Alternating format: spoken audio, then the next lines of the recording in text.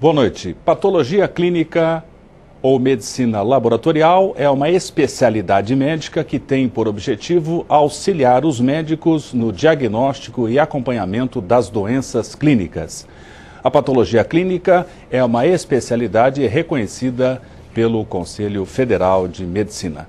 Para a discussão do tema patologia clínica, o programa Saúde Marília convidou nessa noite o diretor de graduação da FAMEMA e professor de patologia clínica da FAMEMA, o professor Everton Sandoval Gílio, professor da Faculdade de Medicina de Marília, a FAMEMA. Professor Everton, mais uma vez conosco aqui no Saúde Marília, o nosso boa noite. Nossa primeira pergunta: patologia clínica, uma especialidade médica? Boa noite. Boa noite, Milton. Boa noite aos espectadores da TV Marília. Muito obrigado por esse convite de participar novamente do seu programa. E sim, a patologia clínica é uma especialidade médica reconhecida pelo Conselho Federal de Medicina e é uma especialidade que, além de ela ter o seu próprio modo de ação, de constituir o seu objeto de trabalho, um dos objetos de trabalho dele é de ser uma consultoria na área médica, não só fazendo os exames solicitados, mas principalmente auxiliando, já que o desenvolvimento da especialidade é muito grande, novos exames são incorporados ao rol de exames ano a ano, então a gente também atua como uma espécie de consultor na discussão de casos com colegas e às vezes mesmo de montagem de serviços em hospitais, em serviços de saúde em geral. Professor Everton, qual é a habilitação, qual é a formação profissional do patologista clínico? Então, o patologista clínico é um médico, Para isso ele deve ser graduado em medicina e fazer uma residência médica para obter o título de especialista, Essa residência médica, habitualmente, ela tem 1 ano de clínica, como está regulamentado hoje as residências, estão regulamentadas as residências, e 2 anos na especialidade. E, além disso, ele tem que prestar uma prova na Sociedade Brasileira de Patologia Clínica Medicina Laboratorial para poder exercer na plenitude essa especialidade. Quais seriam as atividades desenvolvidas pelo patologista clínico? Bom, na verdade, ele tem basicamente 3 áreas de atuação. Ele pode ser um gestor do seu laboratório, tanto um gestor técnico como um gestor administrativo, Ele também participa da realização de exame, da elaboração de laudos, da responsabilidade técnica por todo esse serviço e, como a gente mencionou anteriormente, também atua como um consultor nessa área, tanto para os colegas individualmente como para serviço de saúde. Genética bioquímica e genética médica, na visão do professor, foram subespecialidades dentro da patologia clínica que cresceram muito nos últimos anos? Hoje, aquela clássica divisão da patologia clínica, em bioquímica, imunologia, microbiologia, hematologia, ela cada vez mais perde essas fronteiras, fica cada vez mais difícil distinguir essas fronteiras, devido principalmente ao avanço da técnica e às vezes a uma superposição de disciplinas básicas ou de especialidades envolvidas. Os exames de marcadores genéticos, marcadores moleculares, têm sido uma das áreas de uma expansão bem acelerada nos últimos anos e aí você destaca uma série de exames, desde a análise do cariótipo, como é conhecido, você vê todos os cromossomos, como você vê já alterações não só numérica, mas na estrutura do cromossomos. Então, faltas, as deleções, as fusões cromossômicas, tudo mais. Então, isso também é uma área em crescente expansão e de cada vez mais acesso, embora ainda não é um acesso generalizado, que qualquer laboratório possa oferecer esse tipo de exame, mas essa incorporação é questão de tempo e também de você ter evidências que esses exames são úteis na prática médica.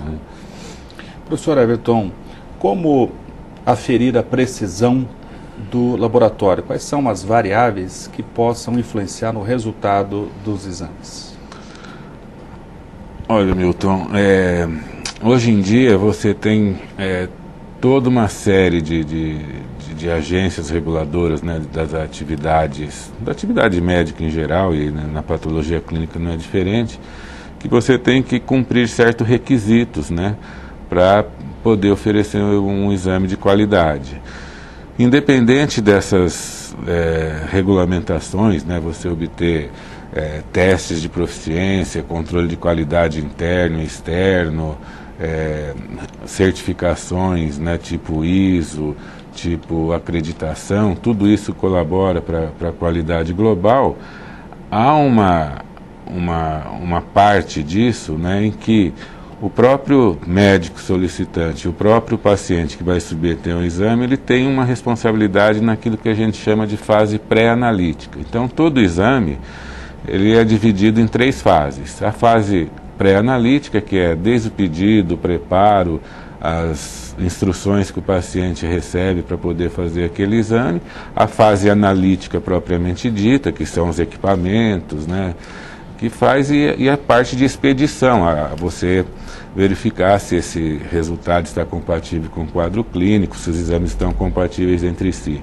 Hoje existe uma série de trabalhos, né, que mostram que às vezes você tem uma participação muito mais importante, né, da fase pré-analítica do que a analítica na inconsistência de algum resultado. A gente sabe que assim, o crescimento, né, da tecnologia, da eletrônica, os equipamentos hoje são altamente confiáveis, né, você consegue fazer uma quantidade de exames num tempo bem menor e a um custo mais favorável, mas essa parte inicial que envolve o jejum, a alimentação, o exercício físico, no nosso meio, principalmente com o problema da automedicação, a interferência de medicamentos, de fármacos no exame, é um problema muito sério, que às vezes traz dúvidas na interpretação, né, podendo dificultar um diagnóstico. Então, né, como a gente tem bastante pessoas que assistem esse programa e fazem exames, elas não negligenciarem ou não menosprezarem as informações dadas, né? Quando se pede que determinado exame só deva ser feito de manhã em jejum, ou relatar ao médico, ao laboratório, que tipo de medicação ela está tomando, ou se ela sofreu alguma mudança muito brusca na sua dieta ou na sua atividade física, tudo isso pode minimizar esse problema de você ter interferências, né, ou ter problemas de interpretação com esses resultados. O professor falava da certificação e acreditação. Após o laboratório receber tal certificação, ele passa depois por uma questão temporal de uma revalidação? Sim, a maioria das organizações, né, habilitadas a dar essa certificação, elas têm um programa, geralmente você tem uma certificação inicial e depois você tem anualmente uma validação disso, que você tem que sofre uma auditoria, né, em que é analisado toda a estrutura do laboratório, não só a parte técnica, mas toda a parte de infraestrutura, de equipamentos, de contratos de manutenção de equipamentos e assim por diante. Então, periodicamente, é anual, e a cada 3 anos expira esse certificado, você tem que requerer um novo certificado e refazer esse processo novamente. O professor falava no início do bloco em que a patologia clínica é uma especialidade médica. E muitas das vezes o patologista clínico acaba trabalhando com outros profissionais, biomédicos, farmacêuticos, biólogos. Na responsabilidade técnica desse laboratório, quem seria o responsável?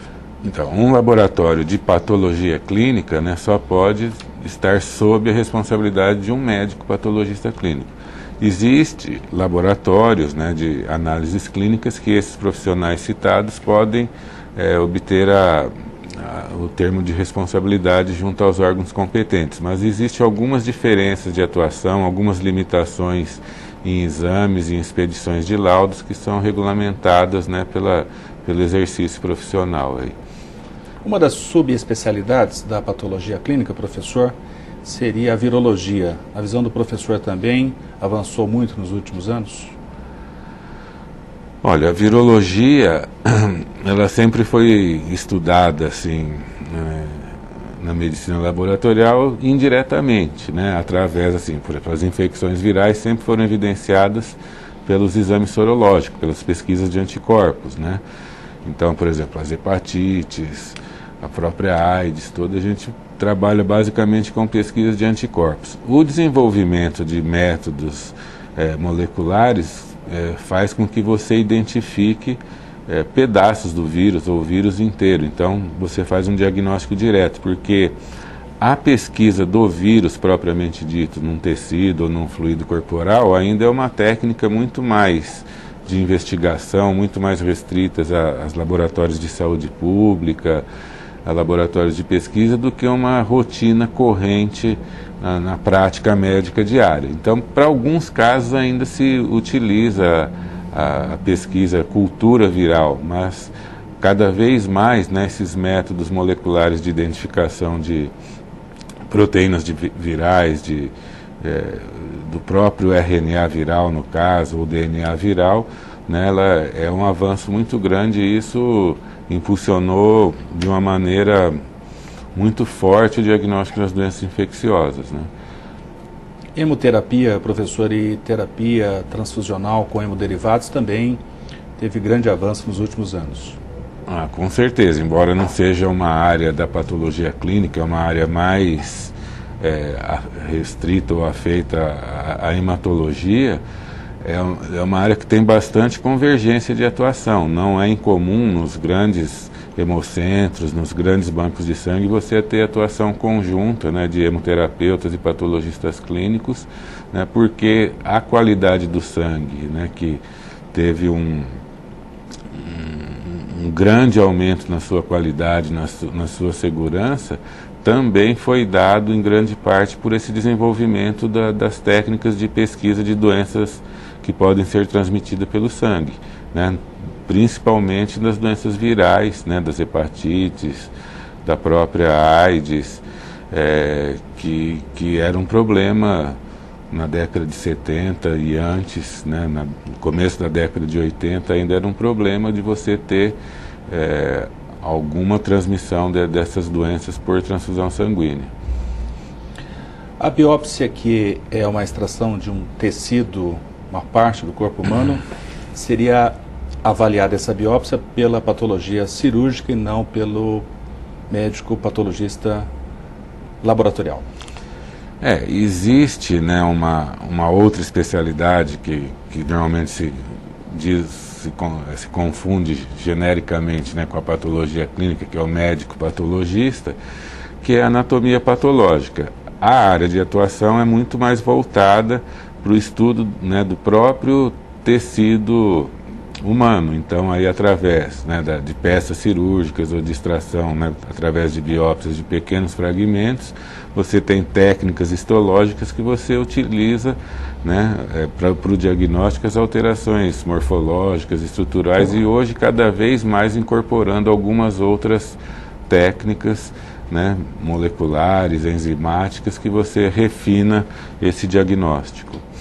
Seria impensável hoje, professor, um laboratório sem automação, sem a utilização da tecnologia informática? Olha, na verdade, assim, eu tenho contato com essa área desde a minha graduação. Desde o segundo ano de medicina eu era plantonista, né, do laboratório da Faculdade de Medicina de Marília, lá do Hospital das Clínicas. E nessa época, a grande maioria dos exames eram feitas todas por processos manuais, né? Várias etapas, você fazia a pipetagem do reativo, da amostra de sangue do paciente, incubava num banho-maria, controlava o tempo num relógio, depois fazia a leitura. Hoje, isso é praticamente impensável, né? Não tem como mais você processar os exames com segurança, né, num tempo exigido cada vez menor pela prática médica, de você ter isso sem auxílio de equipamentos que fazem todo esse trabalho que antigamente era feito de modo manual. Então, e a tendência, isso é cada vez mais, até essa fase pré-analítica que a gente comentou agora há pouco, também os grandes laboratórios que processam um volume de amostras muito grande por dia, acima de 10 mil amostras, eles têm toda uma automatização dessa fase, por exemplo, de você pegar o tubo lá na sala de coleta, ele ser encaminhado via uma esteira para uma central de processamento, onde é centrifugado, aí toda uma esteira já encaminha para o equipamento abre o tubo, faz a coleta desse sangue, a leitura da identificação, então praticamente você não tem a intervenção humana, né, nessa parte. Então isso, além da questão de segurança de identificação, etc., agiliza esse processo de uma maneira muito importante, né? O programa Saúde Marília está discutindo nessa noite o tema Patologia Clínica, Medicina Laboratorial, com a presença do professor Everton Sandoval Gílio, professor de Patologia Clínica e diretor de graduação da FAMEMA. Nós vamos ao nosso intervalo e voltaremos a seguir.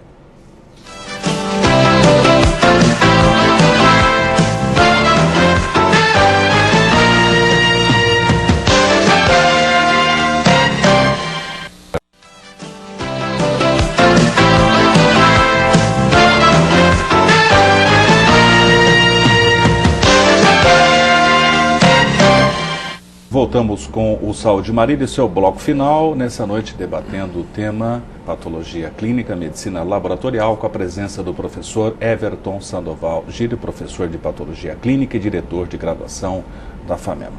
Professor Everton, agora no último bloco, gostaria que o professor fizesse um comentário sobre o projeto Genoma e Patologia Clínica. Bem, o projeto Genoma, ele, na verdade, assim, o que se chama de projeto Genoma praticamente chegou ao fim, né? E você já tem um benefício do produto desse trabalho que envolveu pesquisadores aí praticamente do mundo todo. Para a patologia clínica em especial, você tem, na verdade, assim, um aparecimento cada vez maior de uma série de exames que são chamados exames preditores ou preditivos de doença, né? Que é uma área, assim, relativamente nova e que traz uma série de, né, além de eventuais benefícios que ela possa trazer, ela traz uma série de dilemas éticos ou bioéticos que acho que a gente deve está colocando para discussão, a sociedade participar.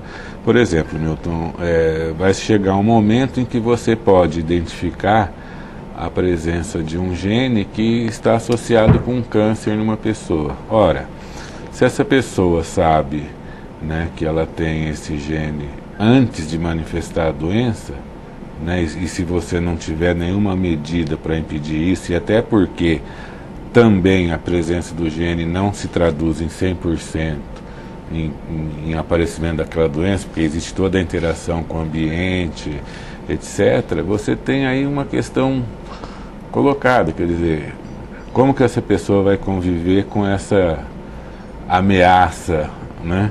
Ou você vai extirpar um órgão, porque potencialmente no futuro ele pode desenvolver um câncer, por exemplo. Então, é uma área que ainda você tem, é inegável o avanço numa série de situações, mas ainda você vai ter que trabalhar isso ou lidar, ou levar uma discussão de como enfrentar esse desafio, porque é uma nova questão que aparece, né? Como que vai se lidar com isso, porque você, além dessa questão que eu estava comentando, isso pode trazer uma série de outras complicações, por exemplo, de você determinar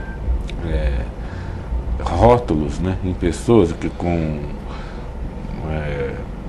implicações na questão do trabalho, na aceitação dele num plano de saúde e tudo mais. Então é uma área ainda que acho que muito importante as pessoas que pensam a bioética, principalmente, trazerem sua contribuição e a própria sociedade discutir, né, de uma maneira firme e intensa para regulamentar toda essa questão, não é?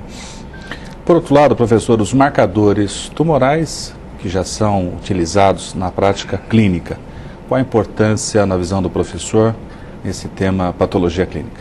Bom, esse também é uma área de desenvolvimento muito intensa e de um acúmulo de evidências já bem importante da utilidade desses exames. Então a gente pode falar com relação à mama, à próstata, alguns tumores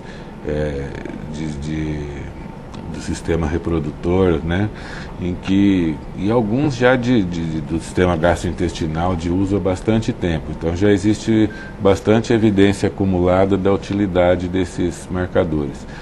Uma questão que tem que ficar bem clara, né, principalmente para o público não médico ou não da área de saúde, que a maior utilidade desses exames nem sempre é no seu diagnóstico, né? São raros esses exames que são um teste de triagem, assim, na acepção exata do termo. O grande utilidade deles, o grande uso que se faz é muito mais no segmento da doença, uma vez estabelecido o diagnóstico ou implementada uma medida terapêutica, você avaliar o sucesso daquela medida. Então, a retirada de uma próstata, você espera que esse PSA, né, que é o marcador utilizado hoje em dia, ele caia a níveis indetectáveis, e a volta, né, a subida desse marcador seria uma recidiva da doença, ou uma não resposta a um tratamento utilizado. Então, muito mais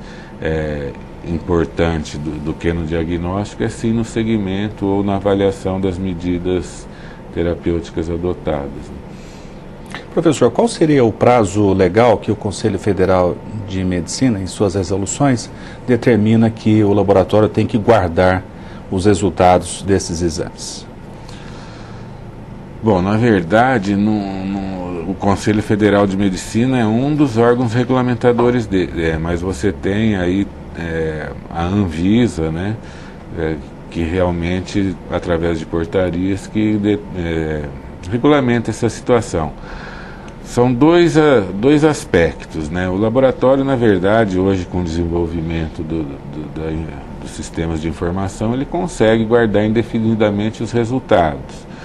Mas, na verdade, a gente tem que guardar o que a gente chama de dados brutos, que são os resultados que saem dos aparelhos. Esse a gente tem que guardar por pelo menos 5 anos. Mas os resultados, eles podem ser guardados indefinidamente, né, dado aí ao desenvolvimento dos equipamentos de informação, né? Você tem todo um banco de dados que você consegue ter o histórico desses pacientes para sempre, né? A medicina caminha hoje para o prontuário eletrônico. O professor comenta agora que os laboratórios acabam guardando esses dados. Na visão do professor, esses dados guardados, os dados podem ser recuperados no acompanhamento de algum outro paciente, enfim, de um diagnóstico. Isso reduz o custo, saúde e também evita que o paciente faça exames desnecessários? Com certeza, né? Acho que existe uma série de iniciativas, né, o próprio Sistema Único de Saúde já teve projeto e parece que está retomando essa questão de um prontuário eletrônico, você ter um acesso aí nacional para essas informações. Mas muitos laboratórios, né, já disponibilizam, por exemplo, uma coisa que eu acho interessante, no próprio resultado atual, os 3 últimos resultados daquele exame que a pessoa fez.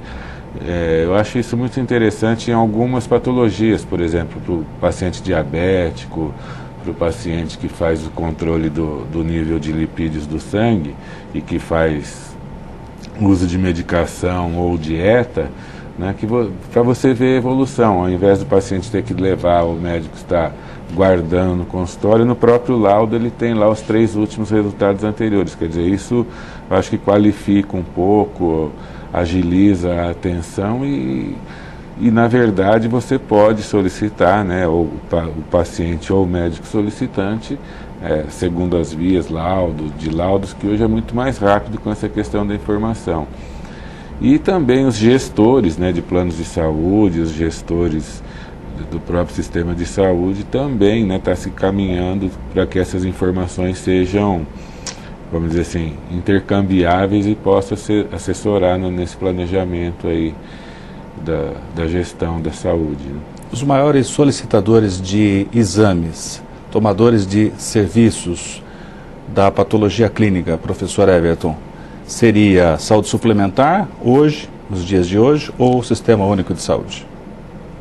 Olha, um número muito exato eu não tenho, mas eu já vi um artigo publicado pela Câmara Brasileira de Distribuidores de Produtos de Laboratório que na década de 90, 70% das vendas, né, dessas firmas, dessas fábricas que faziam insumos para uso laboratorial, né, era destinados a laboratórios conveniados ou do próprio SUS ou conveniados com o SUS. E parece que essa tendência, né, com o aumento, com o avanço da medicina suplementar, né, com a melhora da situação econômica, com o acesso de mais pessoas à medicina suplementar ou a uma não dependência exclusivamente do sistema único, hoje essa questão parece que está por volta de 50% para cada lado. Quer dizer, a medicina suplementar hoje compra, vamos dizer assim, 50% da produção desses exames. Estamos chegando ao final do programa Saúde Marília. Deixamos o professor Everton para suas considerações finais e agradecimentos finais no tema patologia clínica. Bom, Milton, eu agradeço por essa nova oportunidade de a gente estar falando um pouco sobre essa especialidade, né, espero que as informações que a gente falou, comentando sobre os exames, possam ajudar, né, os telespectadores a cuidar melhor da sua saúde, que eu acho que, né, junto com os profissionais de saúde, né, os responsáveis pela promoção da saúde, as pessoas, os pacientes possam tomar as melhores decisões. Então, mais uma vez, obrigado e estamos à disposição. O programa Saúde Marília discutiu nessa noite o tema Patologia Clínica, Medicina Laboratorial, com a presença do professor Everton Sandoval Gílio, professor de Patologia Clínica e diretor de graduação da FAMEMA. Temas e sugestões podem ser enviados à produção do programa. Anote o e-mail saudemarília@unimedmarília.com.br. O programa Saúde Marília tem o apoio cultural da Unimed Marília. Cuidar da sua saúde é melhorar sua qualidade de vida. Boa noite.